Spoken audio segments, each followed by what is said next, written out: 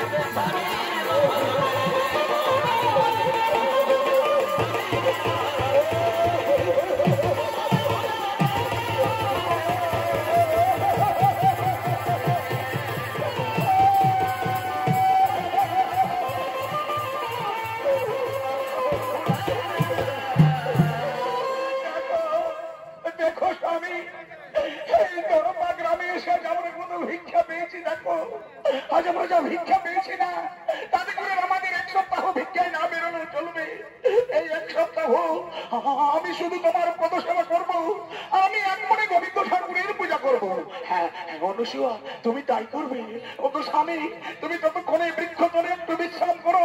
আমি এক্ষুনি বাসের গঙ্গা থেকে স্নান করে আসছি। গঙ্গা থেকে স্নান করে এসে আমরা দুজনে কুটিতে চলে যাব।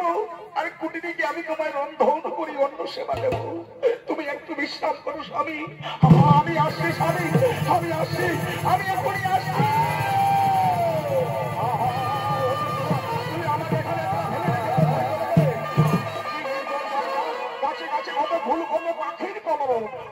ওই তো দূরে শোনা যায় গঙ্গা নদীর কিলকুল শব্দ। আজ আমিও যাবো, আমি গঙ্গা নদীতে স্নান করবো, আমার জীবনের সমস্ত পাপ আমি ধ্বংস করবো। তুমি দাঁড়াও অনুসূয়া, আজ আমি তোমার সাথে গিয়ে গঙ্গাতে স্নান করবো। তুমি গঙ্গাতে হারিয়ে গেলে, তুমি দাঁড়াও। অনুসূয়া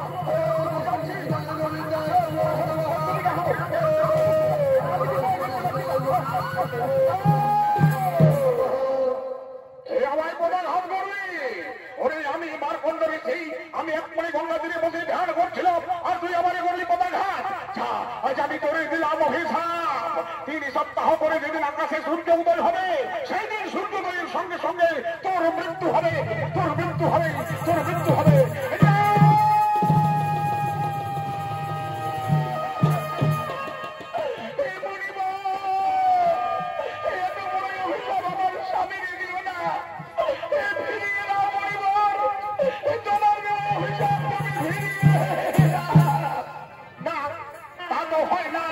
আমি মারকণ্ড ঋষি আমার মুখের বাক্য কোনদিন না হবে লঙ্ঘন 3 সপ্তাহ পরে যেদিন আকাশে সূর্যোদয় হবে সেদিন সূর্যোদয়ের সঙ্গে সঙ্গে তোর স্বামীর মৃত্যু হবে তোর স্বামীর মৃত্যু হবে তোর স্বামীর মৃত্যু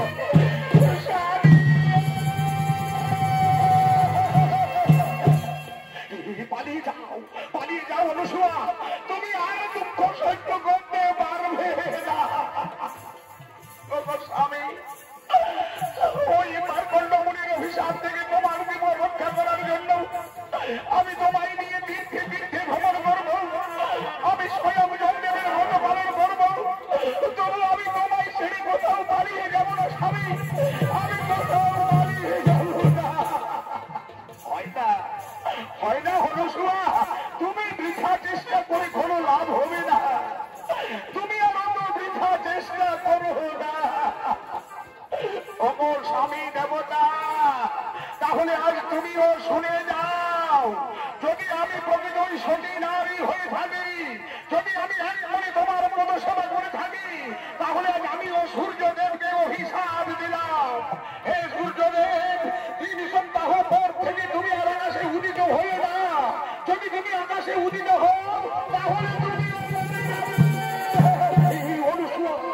তুমি কি করলে তুমি কেন সূর্যদেবকে এত বড় অভিশাপ দিলে স্বামী আমি যে তোমার মৃত্যু যন্ত্রণা সহ্য করতে পারবো না তাই ওই মারকণ্ড মুনির অভিশাপ থেকে তোমার জীবন রক্ষা করার জন্য আমি বাধ্য হয়ে সূর্যদেবকে অভিশাপ দিয়েছি চলো স্বামী এবার আমরা কুটিরে চলে যাই